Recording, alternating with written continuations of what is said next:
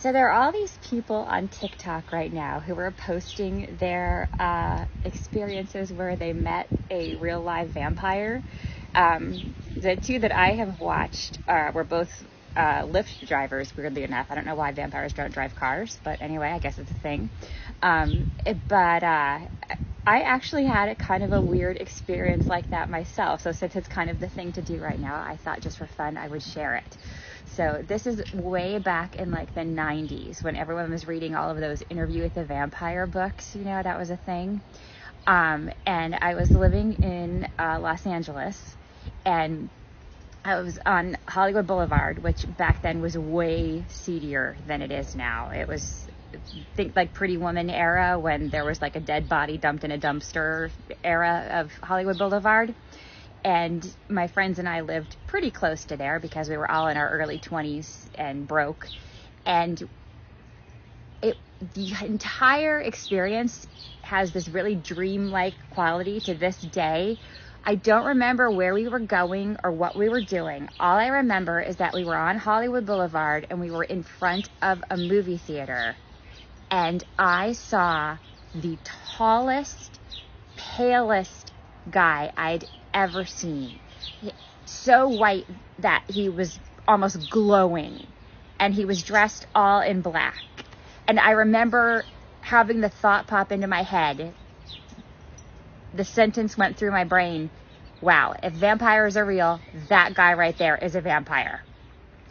And he turned and he looked at me and he smiled and he nodded, and then he walked off. And I don't know if it was a coincidence. I'm not a spooky, spiritual kind of person. I don't believe in ghosts. But that experience has stuck with me to this day. So I don't know if that was a real live vampire, but in the spirit of sharing my vampire experience, I thought I would throw that out there. So I don't know. He didn't ask me for a ride, so maybe he had a car. So that's not in keeping with these other experiences. But I just thought I'd throw that out there for the TikTok world to appreciate. So everybody have a good night. If you don't believe in ghosts, stop what you're doing, because I guarantee I will change your mind before the end of this video. Behind me is a picture that I took in 2010, and in my opinion, it is one of the best paranormal photos ever taken. If anyone else had taken this picture, I truly would have never believed that it was not photoshopped. I would be convinced that it was fake and that the person who took it was a liar. So the only thing that you have to go by is my word, but I promise you, you are not expecting what I'm about to show you. So to set the scene, back in 2010, this is when we would carry digital cameras around and take pictures and then upload them to our computer and then Facebook. Some friends and I went to Waffle House late at night, and whenever we left, we all ran into the car and locked one of our friends out. She then jumped on the windshield to keep us from driving away. I thought it was funny, so I took a picture of it.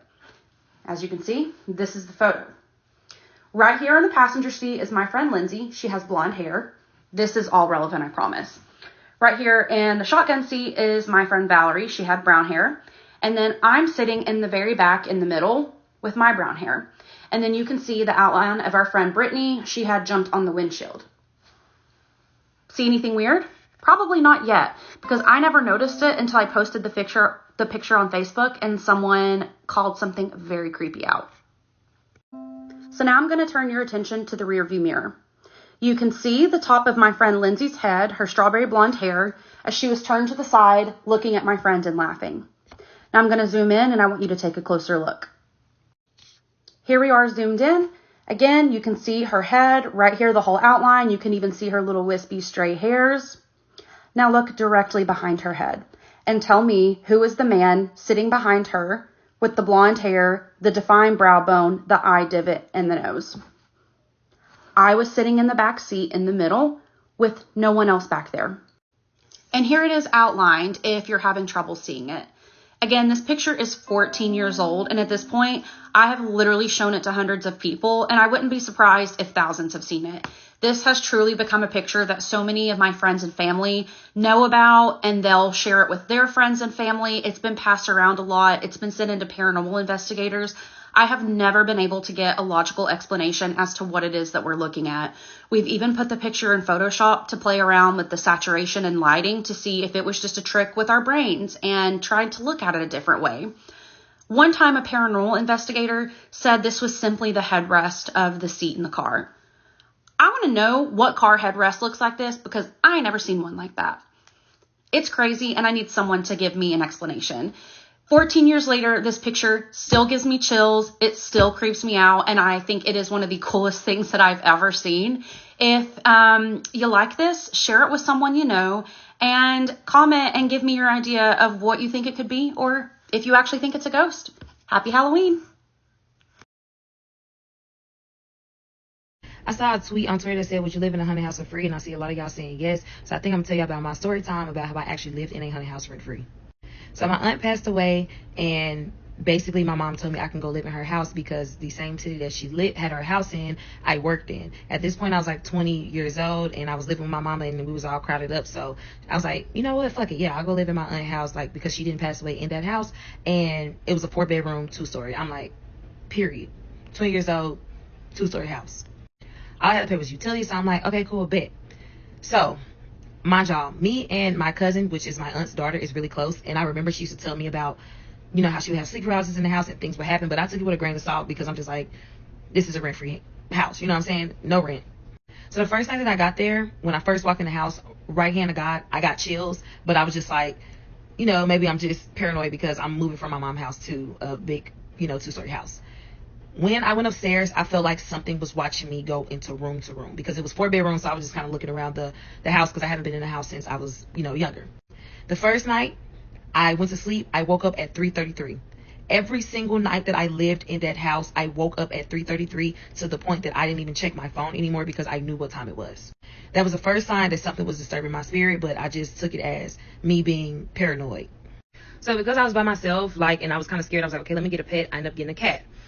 I had that cat, y'all, I swear to God, every single day that that cat was there, it would literally scratch and meow to get out of the house to go to the backyard. Like, it never liked staying inside of the house at all, and got to the point where I just never seen the cat again. That should have been my second sign. I started having sleep paralysis. Never had this before ever in my life, and when I first started having sleep paralysis, I didn't see anything. It's just I had a state of fear over my body, if that makes sense. I could move my eyes, but I couldn't move my body. At this point, I was becoming restless. I was just living in a constant state of fear, but I was still praying. I had a boyfriend at the time who was really into church, so I was telling him about what was going on. And at first I was trying to keep it to myself because I thought that I was being crazy, but it was to the point where I was really starting to really fear my life, if that makes sense. And I don't even know why I had so much fear because I hadn't actually seen anything at this point, but just the feeling that I had in that house, it was a constant state of fear. He was like, okay, I'm gonna come over, I'm gonna start sleeping with you, you can start sleeping in my house. I was like, just come over or whatever. He comes over and he prays over the house. I start washing the dishes and we go back upstairs. Now let me explain to y'all. In the kitchen, it's like this. This is the kitchen is right here, and it's the island with the sink, and like the island kind of goes out, and then it is the living room. So the living room is towel. So if you was to drop anything on the floor, it would be loud because it's like that hard towel. So I wash the dishes. I put them in that little dryer, like, y'all know them things you sit on the counter, you put, like, you know what I'm talking about, I don't know how to explain it. But I set the dishes inside of there. Mind you, where the drying dish thing was, it was not nowhere near any edge. It was in the middle of the counter. We go upstairs. This is after he prayed. We go upstairs. We getting cozy in the bed. I kid you not, 5 minutes later, we hear a loud ass noise, like a very loud noise to the point we was like, what the fuck? We run downstairs. We go look. It's a big ass salad bowl and 2 cups in the middle of the living room. So not even near if something just fell in the living room. No, it was in the middle, like something had thrown it. At that point, he said, you need to get out this house, or you need to get this house actually prayed over because something is upset here. So at this point, I'm like so scared that I'm like sleeping at his house. But this particular day, he had to go out of town with his friends for something. So I was like, I'm gonna just spend the night at the house. I'm gonna just pray. I'm gonna drink some NyQuil so I can sleep through the night. I drink the NyQuil. That does not work. I wake up at 3:33. And this time I'm in sleep paralysis. And before I went to sleep, I had a movie playing on the TV. Now, this is a thing. I was playing it on a DVD player because I didn't have cable. I was broke. I was playing it on a DVD player. When I woke up, the movie was on, and then static came on the TV. Right hand of God. When that happened, I literally felt like I was having an anxiety attack because I was breathing really hard, but I could not move. At this point, for the first time ever, and the last time, I saw an actual figure by the door. However, I could not fully make it out because I wear glasses. Well, right now I have contacts. I didn't wear contacts at the time, but I had glasses, so I couldn't make it out, but it was just a black figure. At that point, I closed my eyes and I prayed and I said, God, if this is my time, just let me be with you. Just take me with you. When I kept repeating it in my head, because I can't talk or move, I'm saying it in my head, I go into a deep sleep. When I wake up that next morning, And that was the weird thing. I had never slept that deep before. I don't know if that was God. I'm not sure. But when I woke up that next morning, I started second guessing myself. Like, did that even really happen? Is this really in my head? Whatever. I get ready for work. When I pull my shirt up to get in the shower, I have a bruise this big on my stomach, like to the right, kind of like almost at my side. At that point, I said, this is enough. I told my mom, I told my cousins, I told my friends, I told everybody, and I was like, I'm getting out of here. I ended up moving into an apartment with my best friend, and I left all my stuff there. When I was talking to my mom about it, she was telling me about how when my aunt was alive, she came over there to do her hair. She set her phone in the middle of my aunt's bed, and my aunt had a really big bed. They went downstairs to do my aunt's hair, and they heard something loud. So they like hit the ground. They went upstairs, and my mom's phone was in the middle of the room. So at this point, I was living with my best friend, and then this is when I think like a year later or maybe 2 years later, we had the really bad snowstorm in Dallas. A pipe bursted in my aunt's house, so, everyone kind of just went over there to clean out the house. I wouldn't even go to that house after dark. Like, after I moved, I wouldn't go there after dark, but for whatever reason, I went over there with my mom for something. I can't remember what it was, and we ended up finding a manila envelope. When I opened up the envelope with my mom, we pulled it out. It was about 15 obituaries in there, and I had a thought like, I wonder is something in this house tied to those obituaries, because I know this is not my aunt in this house, especially if this is something that my cousin was dealing with while my aunt was still alive. I'm not sure. And of course, like, my aunt has passed away at this point, so we can't ask her. Rest in peace to my beautiful angel. But yeah, honestly, I didn't care. I don't care what it was, who it was mad at, whatever. I was just so thankful that I was out of that house, because I didn't know how far it was going to go, especially me being there by myself. And when I got that bruise, I said, that is enough. Ever since then, I have not been back. Like, since we found the obituaries and things of that nature, I don't know if anybody lives there now or if they still going through it. But yeah, y'all saying that y'all would live there. If you was terrorized by a damn ghost, you wouldn't care how free the rent was. I promise you, you will be gone. I thought it was a genuine lie, the people on TikTok who were like, oh, I've tried to film this video like 5 times and it hasn't gone through. I have literally tried to film this video, a 6-minute video of my first alien encounter 5 times, hasn't gone through. So I don't know if I'm just not meant to speak about it, or is it illegal? Like, I don't know what's going on. But I'm going to see if I can do a shorter one. But I went into full detail about what my first alien encounter was. And let's see if I can do it short. So basically, it wasn't intentional. It was unexpected. I was in a sound healing in Melbourne.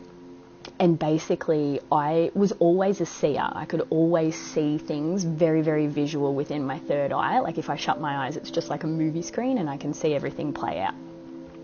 This one time, I'm laying there, and I remember I saw almost like a static TV screen where it was like, and it felt like it was trying to tune in to a different channel. And from what I know now, it's basically you tuning into another frequency / dimension, whatever language you want to put on it. And so as it was trying to tune in, it finally went and it tuned in. I was laying and I could see at the bottom of my feet this huge being standing at the bottom of my feet. And then I started to see a finger coming towards me like this. And I remember it was this long, skinny, like a French fry finger. And at the end of the finger, his fingertip, or its fingertip, I think it's genderless, it looked like half a dinner plate. And I remember it came towards me like this. And I was like, oh. And it hit here. And as soon as it hit here, it's like my whole body just kind of like fell off me, and I stood out of my body, and I stood beside this being, very, very tall, and I was looking down at my vessel, my shell, and I looked like this shriveled up, like kind of in like Avatar, you know, when like the humans look real shriveled up and small, that's what I looked like.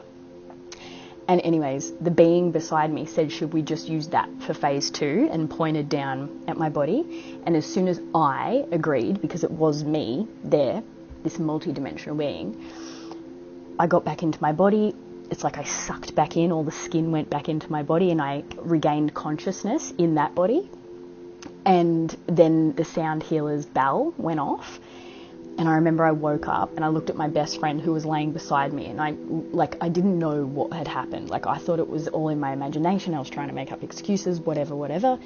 And I remember she said to me, did you have an alien encounter? And I was like, yes. And she goes, yeah, I saw a UFO.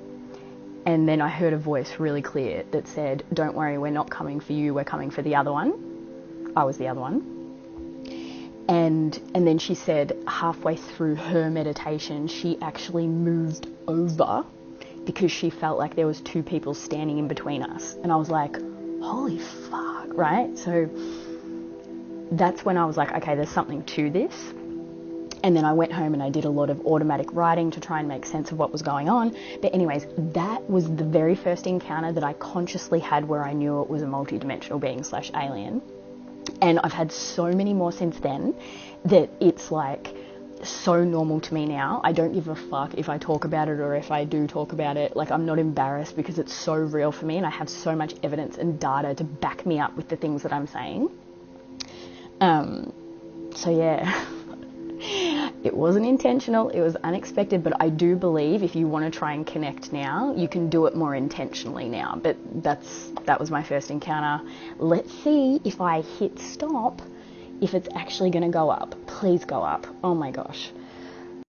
Again, I've tried to record this about 5 times, hasn't gone through. I can't believe I'm talking about aliens on TikTok at the moment, but whatever. This is God's plan. Okay, so in my last video, I spoke about my first alien encounter that I was consciously aware of. But I want to speak about my first alien encounter that I didn't know was an encounter until like 25 years later. So when I was a kid, I used to go and stay at my cousin's farm, and this farm was in the middle of nowhere, right? And at night, when it was dark, you could not see anything. Like, you would open your eyes and there'd be no shadows. Like, that's how dark it was. Like, there was no light anywhere. And I remember this one night, I woke up in the middle of the night and I saw this big orb of light about the size of my head. It was sitting in the it was sitting in the corner of the room. It was kind of like hovering. And what I realized as I've tried to record this video 5 times is when I gave it awareness, that energy, that's when it started to interact with me. But it wasn't until I gave it awareness. And it kind of reminded me about, you know, on this planet, if you give energy and attention to something, then it's going to accumulate and take shape, and there's going to be more of it. Whereas if you don't want something in your life, you simply take your attention off it and then it goes away, right? So energy, attention goes hand in hand. Same with this encounter with the orb. I remember as soon as I looked at it, it started to move. It started to go from one side of the room to the other. And then it started getting faster and faster and faster. And I remember I was just like, I was in shock. Like, I couldn't move. I was like that. And it started going faster and faster and faster across the room. And it went like that. And then it started coming closer and closer and closer towards me until all of a sudden, like, I was sitting up on the bed at this point. And then it went boom into my body. I fell backwards, screamed. My auntie came running down. She's like, what? And I was like, this orb, it was like this light, it went into me, blah, blah, blah. Mind you, I was like 8 or 9 years old, right? I don't know if I said that. And she was like, oh, it was just a dream. And like, in my head, I was like, maybe it was just a dream. But I literally fell backwards. Like, I felt it. Like, this felt so real to me. Anyways, I convinced myself that it was a dream forever. But if I look back now, what I think actually happened was that was my multidimensional self, whether you want to call it an alien or whatever, and it was activating within me. And when it went into me, it's like the light activated in me for whatever missions that I had on this planet, whether it was to talk about this on TikTok now or talk about it on stages or just be honest in my, like, stories, like, whatever it is, that light was me that activated in that moment. And it wasn't until like 25 years later, after I had more encounters, that I actually went back and I asked. I was like, what was this? And they're like, it was the beginning for this time round, if we have to put time on it, right? So I wonder if anyone else has had any orb experiences. I would love to hear it. Hopefully when I press end, this is going to upload. This is how I finessed my way into becoming roommates with America's first female serial killer. AKA, my psychological finessing skills gone wrong. So you guys should eat this up. To preface, the home I'll be referencing in this video that I lived in is now owned as event space. So you don't have to believe anything I'm telling you here. You can go check it out for yourself. That roommate still lives there. She's lived there for 200 years. So if you do choose to go check it out, tell my girl I said hey. The year was 2022. I had only been living in Charleston for a couple months at this point. The time had come for me to find a new place to live. I had been scouring Facebook Marketplace and found nothing I could afford because it's Charleston. One morning, a beautiful, bright and shining ad pops up in the most beautiful carriage home of the largest privately owned residence in downtown Charleston, the Glover Scatilli House. It was listed for the right pricing of $650 a month. 22-year-old Nicole was like, ding, ding, ding, sign me up. This is right in my budget, boys. But as you can imagine, $650 a month was in a lot of other girls' budgets too. So after I messaged the girl, she goes, you are welcome to attend our open house, but be aware there is going to be about 20 other girls there. I was like, are you kidding me? But as we all know, it wouldn't be my first rodeo. So what do? Tell them I'm not going to be able to make it in time for the open house because I have work that night, even though I only worked a 9 to 5, and that I'd have to come early before all the other girls got there. I make these ladies fall in love with me. I was signed, sealed, delivered the next day, baby. Flash forward to a month later, I'm moving myself all by my lonesome into a brand new house. I remember it feeling thick. But I knew the house was 200 years old. I didn't really believe in ghosts. It's dark and stormy. I can't make this up. I have video. I had been in the house all of 10 minutes before I started hearing the women's voices downstairs. I knew that the 3 other girls that I was to be living with weren't going to be back in the residence for 2.5 to 3 weeks. So I was going to be staying in this house by myself. Naturally, I assume that the voices I'm hearing downstairs are maybe one of the roommates back early. So I go out onto the balcony, hey, no one. But whatever, there's an Airbnb beneath this house. Maybe it was a gardener, who knows? There's like acres of this house. That night, I'm finishing up unpacking and I hear the voices again. But I kind of dusted off because I had just started getting floaters in my eye and I was freaking out that I was seeing things that weren't there. So I was like, this is probably just part of my early onset schizo behaviors. Until one of my friends broke the news to me that floaters are a normal occurrence of people with stigmatisms. The next day, I was dating a guy at the time who was a good old boy, didn't believe in ghosts, and I knew would tell me if I was crazy. I will never forget that night as he busted out of my double doors to the balcony yelling, who's there? When a good old boy tells you you're not crazy, you know you're not crazy. As time went on, I started to realize that whatever these encounters were only primarily happening when this boyfriend was there. So one day I finally get to the point where I'm close enough with one of the roommates who coincidentally had lived in the house longest to ask her, has anybody ever questioned whether this house is haunted? She takes the biggest sigh, says, let me put on my PJs. How long do you have? I'm going to do my best to retell her story in the quickest way possible for those of you who are unfamiliar with Lavinia Fisher. Lavinia Fisher had this husband or partner. They were running the streets of Charleston, offing people, stripping them of their clothes, burying the bodies, and selling the clothes down on Market Street. So in other words, they were unorthodox consignment. And the first founders of Uptown Cheapskate. Can you imagine? They were eventually caught, and the husband was arrested and taken to jail. But in the 1700s, of course, women didn't have to go to jail if they were married to somebody without a felony. So Lavinia knew what she had to do. Our girl had to find a way to get laid. Legend has it that she was seen running the streets of Charleston in a wedding dress, begging any man she walked by to marry her. Relatable. Before her life sentencing, right here in Marion Square, as she was still wearing her wedding dress, with her final words being, do any of you have anything you'd like for me to say to the devil? I was like, what? The devil? I don't know him, I don't want to know him. Nice to meet you too, sis. Why didn't we talk about this in the open house? So I'm like, let's clear some things up here. First of all, what about Why is she here? Because what's up with my room? Well, Gulliver or Scatilli were a doctor, and they would practice medical procedures on the women in the carriage home, aka my house. So they all hated men, but Lavinia especially. And their sleeping quarters were in my bedroom. Enjoy your time here, though. It's gonna be great. I thought I was moving in with 3 roommates. I moved in with like 56. Come to find out, the girl that lived in my room had these same, if not worse, experiences, like voices in the shower. Burn it down, burn it down. Things get creepier. We get infested with fleas. Crows are flying into my bedroom. And it all is circulating around this boyfriend. It was one cold night in January. I got fed up and I said, you know what? I think I want to break up with you.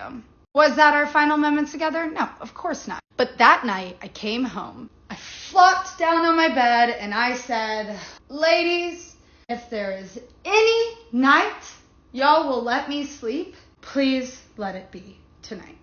I don't think I woke up once. And mind you, this haunting had me prescribed alprazolam.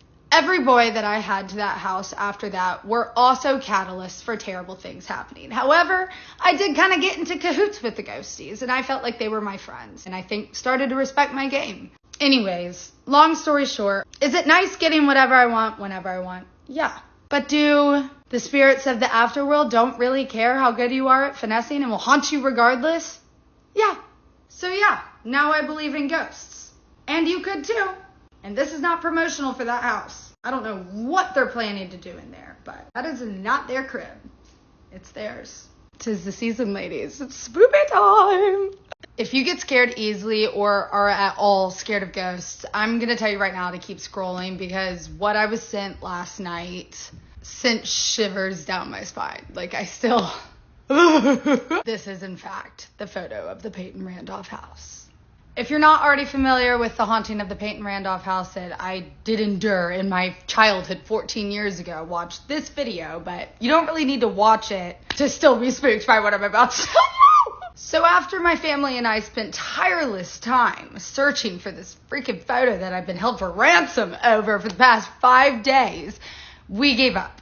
I received this voicemail from my mother. Hey, Nicole, listen, I don't think your sister and I are going to have time to go through all those photos. So we're going to go over to the Payton Randolph house in town tonight and try to hopefully get some new ones. Hopefully the ghost will show up.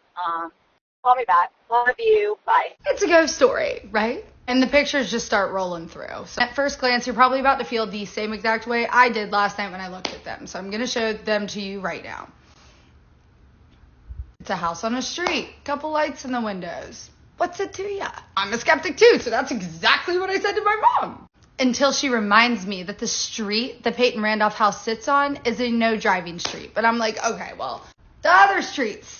And then she reminds me the only other streets run either adjacent or are also no driving. However, the adjacent streets are still no driving. I'm like, what about Flash? They're like, no Flash, Nicole. Like, you can tell the night mode with the stars and everything. And I'm like, all right, well, this isn't a story. So I'm just going to have to tell these people the picture's gone forever. You believe me or you don't.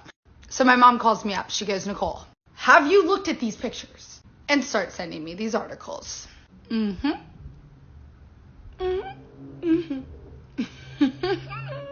Okay, let's dive into this real quick. So I start searching for this article that this screenshot of this drawing that obviously a kid drew came from. And it's from the Flat Hat News, which is the College of William and Mary, aka the oldest college in the United States, is like longest running newspaper they used to post. It was discontinued in 2015 or something. But I was able to find, through the College of William and Mary's library, the archives of this article written in 2013, exactly 1 year after my experience at this house when we all freaking lost it and they changed the trajectory of the tours forever. America's Most Haunted House, written by Ain Kane, October 28th, 2013. 1 year after my freaking birthday. I'm going to link this in the comments. And I'm not going to read the whole thing to you, but a quick blurb, if you will. Today, the house is associated with many violent deaths, A frantic elderly woman is said to haunt it, known as the Shrew. She warns visitors of impending disaster. Many locals consider the house to be inhabited by a more sinister, violent specter as well.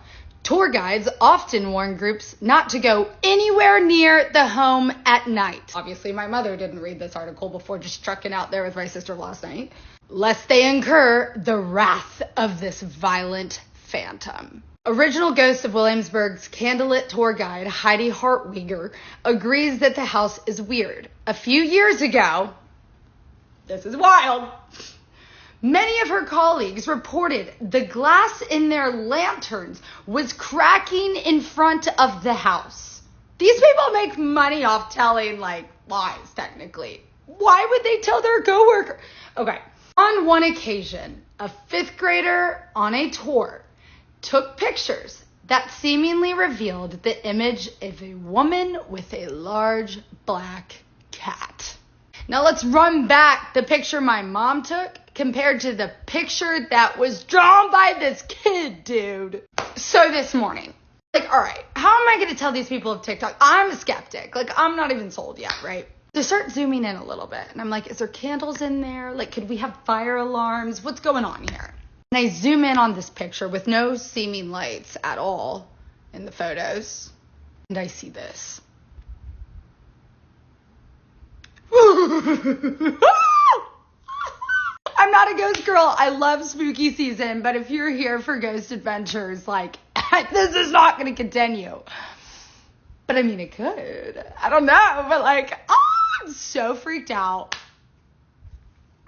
It's time for a freaking drink. Tell me a ghost story that sounds completely unbelievable but is entirely true. I wanted to preface the story by saying that I grew up with a very spiritual mom. My mom has always believed in ghosts, spirits, paranormal things. In the past, she has used a board. I'm too scared to say these words, by the way. Well, I grew up with my mom taking me to psychics all my life. My mom, when I was a child, was told by several people that I had a gift, that I was born with a gift to see and feel beyond this realm. Essentially, that I had a clairvoyance and a sensitivity to energies. Mind you, this is a gift that I would gladly like to return. So anyway, needless to say that I have had several experiences from when I was a child, and so has my mom. Funny enough, all the women in my mom's side of the family, my younger sister, my 4 aunts, and my mom all have had some kind of experience of their own. Anyway, we lived in apartments growing up all my life. We would move from apartment to apartment several times, and the place that a lot of the activity happened at, we happened to live at for maybe 4 to 5 years. During this time period, I think I was between 13 to 16. When we first moved into this apartment, the neighbors that we had a few doors down that were already living there told us that there was a story of a little girl's presence that basically haunted the apartment complex. There was a pool in the back that was covered. It was filled with dirt or concrete, and the story was that a little girl drowned there. And I just also want to mention that these were not nice apartments. These were very old apartments. And yeah, another important thing to note is that I had an aunt that lived right next door. There was my apartment and she lived right next door. And I had a little cousin who at the time was around 6 years old. He had an imaginary friend who was a little girl whose name I shall not say because I don't want to bring that energy back. For some reason, most of the activity of the things that happened was in my mom's room. My room was directly across from my mom's room. There was a hallway in between, but they faced each other directly. There was a bathroom. This was upstairs, so there was a bathroom in between the 2 bedrooms, and that was the only bathroom upstairs. The other bathroom was downstairs. So this is an important part of the story. I was always terrified of my mom's room because at this point I had already had other experiences that centered around her room. For example, just a side story, there was this one time where I was taking care of my sister and all of my family, all of my aunts were at my aunt's house next door. It was a party. It was maybe Thanksgiving or my aunt's birthday, which is also November, and they were all celebrating. And so because my sister was tired, I was tired, I brought her back to the apartment and put her to bed in in my mom's room. And when I was looking in the mirror to take off my makeup or just look at myself, I noticed my shadow behind me moved. And so I told myself, okay, well, obviously it's my shadow, so if I move, it's gonna move. And something about it just scared me. Something about seeing the shadow like cast behind me scared me. I stopped just to see what would happen, and then the shadow grew taller and started to move across the room, and I'm starting to get chills. That's only one of the things that happened. There were also several things that happened to my mom in her own room. Anyway, that's not the story I'm telling, at least right now. Home alone very, very often because my mom worked all the time, and I didn't have a car at this time. I was maybe around 15, maybe 16, and I did have friends that had cars, but I did not have a car. So oftentimes I would lock myself in my room. At this stage, I was already very afraid of being alone. I was terrified of the dark, and I was terrified of ever leaving my room. I was terrified of my mom's room. I wouldn't leave my room just to avoid seeing my mom's room that was across the hall. So this means there was often times where I wouldn't eat and I wouldn't go to the restroom. And there was this one time where I just happened to be alone for a really long time. It got to the point where I had to go to the restroom. Part of the deal when I was alone, because my mom already knew how afraid I was to be there, was that she would always close her door, her bedroom door, when she left and turn off the light. If she didn't do this when she left, then I would muster up the courage to run across the hall, turn off her light and close the door, just because I didn't want to see any activity underneath the door. Like, I didn't want to see any light or shadow activity under her door. And this is really, really important. When I tell you I was paranoid about this, I was adamant about this, and I always, if I was alone, I made sure the door was closed and I think you know where this is going. This time that I was alone and I was in my room for majority of the day, it got to the point where I needed to leave the room and I needed to go to the restroom. And I just remember that I had peeked out of my bedroom before, trying to get the courage to go to make sure her door was closed, her light was off. It was. And so went back in my room, grabbed my phone, was talking myself up to go to the restroom. I just didn't want to see her room.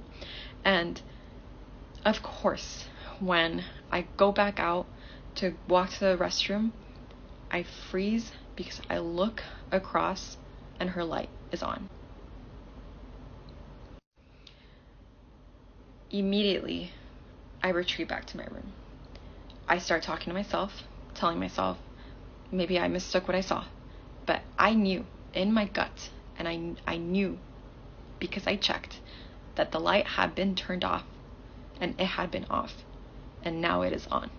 I don't know how much time passed, at least another hour, that I just hid in my room. Instead of fight or flight, I froze. I just froze in place, and I was too scared to move. I started praying. I had a rosary I always had on me and just started praying. Well, eventually, because I knew my mom wasn't going to be home, nobody was going to be home. My aunt worked with my mom at the time, and so nobody was home next door. I knew that I was going to be alone for a few more hours.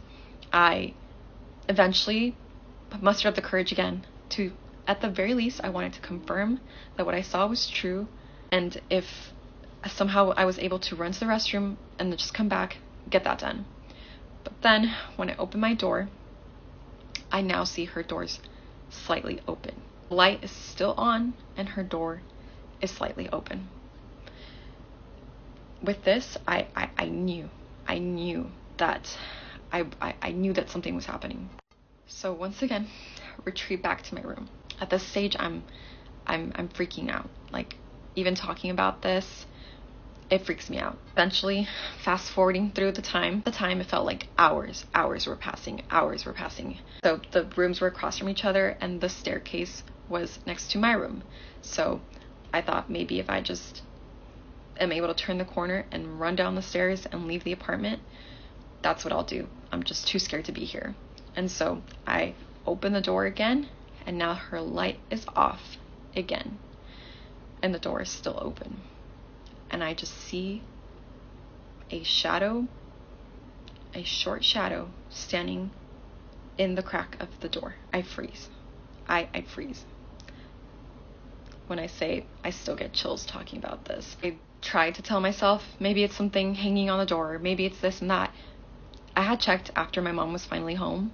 Nothing was hanging on the door, and nothing is in the view of the door. Like, you can't see anything from her bedroom from the view of the door. I don't know what that was, but I do. At this stage, I can't be at the apartment anymore. I'm frozen in fear, and I can't even get myself to run down the stairs. I go back in my room, and I call a friend of mine who had a car, and I tell her, you need to come pick me up. I'm scared, and I can't be here. We had a bad habit of always leaving our door unlocked because my aunt was next door, and just in case they were in and out of our apartment all the time, our door was always unlocked. So I tell my friend, the door's unlocked, come get me, go straight up to my room, come get me. So being a good friend, she comes, she goes up the stairs, I'm ready to go. First thing she says is, where did your sister go? Grab your sister. And I said, no, I'm alone, I'm not taking care of her today because I babysat very often, we can just go. Then she tells me the words that have haunted me to this day. She says, but I just heard her laughing. I heard her laughing while I was going up the stairs. Once again, this isn't the first thing and it's not the last thing that happened in that apartment. That apartment turned my stern, logical stepdad into a believer of things beyond explanation.